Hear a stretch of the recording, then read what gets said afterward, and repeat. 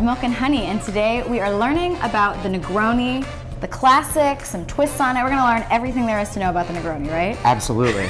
You know everything. I do love the Negroni. Hard not to love. It's true. What is a classic Negroni? Like, what are the basics of Negroni? Sweet vermouth, Campari, and gin.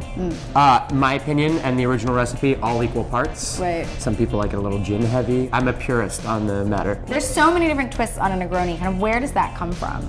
I mean, I think people just love the balance of sweet, a little bit bitter, and obviously the botanicals and gin. But you're starting to see like drinks like the Kingston Negroni that play off of like a pot still Jamaican rum, or you're starting to see, I mean, even the Boulevardier is about as old as it gets, and that's sweet vermouth, Campari, and bourbon. So there's a lot of great drinks that are utilizing different spirits in conjunction with Campari and other vermouth. But all kind of based around the same All based thing. on the Campari. And where does the Negroni come from? Like, who started the Negroni? So Negroni came from a bar in Italy. A gentleman named Count Negroni walked in.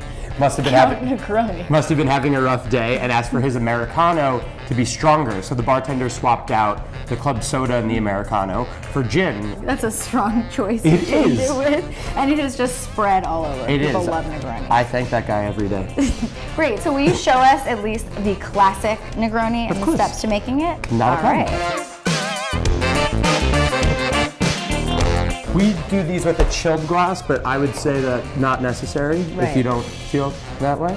But if you don't like your drinks chilled. Well, you know. But we're gonna add a full ounce of sweet vermouth. Can you make it with dry vermouth if that's what you have? It's called a cardinal with dry vermouth. Okay, so it's no longer a Negroni. It's, you know, an ounce of Campari, and then an ounce of, I prefer London dry style of gin in my Negronis, so an ounce of that in there. Then, so are you a fan of the giant ice cube? you know, anything on the rocks I tend to enjoy with a slightly larger cube in it.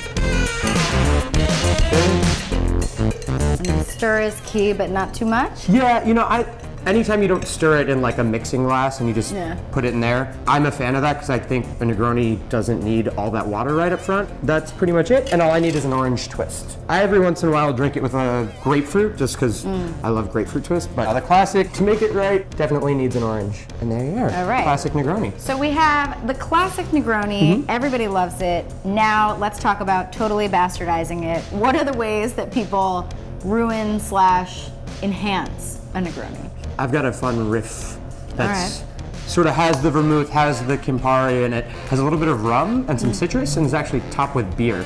Okay. So this is like a serious alteration to the Negroni that we're I mean, it's sort of like, it's like the low ABV end of the night drink. Got it. So if you don't want something quite as strong. Yeah. And so what are we calling this beverage? The last call. Oh, perfect. All right. So what are the steps?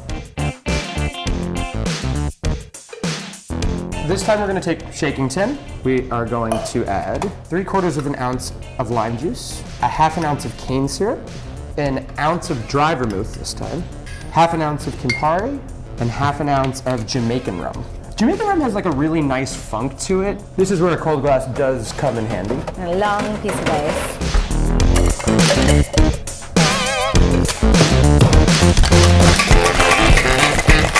You don't need to shake it too much because you are topping it with more liquid on top. I've been using Dale's Pale Ale for this. Great. Because it's... This looks like we're cheating. Top that right up to there. Give it a straw. Put that right on top. And there you have it. Last call. All right. Oh yeah, this really is like Negroni light. Yeah. And like a little bit more citrusy. And so for our last drink, we're going to make something that's still classic, but not a Negroni. What are we making? We're going to make a Boulevardier. Pretty similar to the Negroni, but we're gonna switch out some gin for some bourbon. All right, so let's do it. So let's start with a little bit of Campari, 3/4 of an ounce. So less Campari. Less Campari. Okay. Then we're gonna do 3/4 of an ounce of sweet vermouth, and then we're gonna do 1.5 ounces of bourbon. Oh, okay. So we're making this a bourbon-centric kind of cocktail. This is definitely a sipper.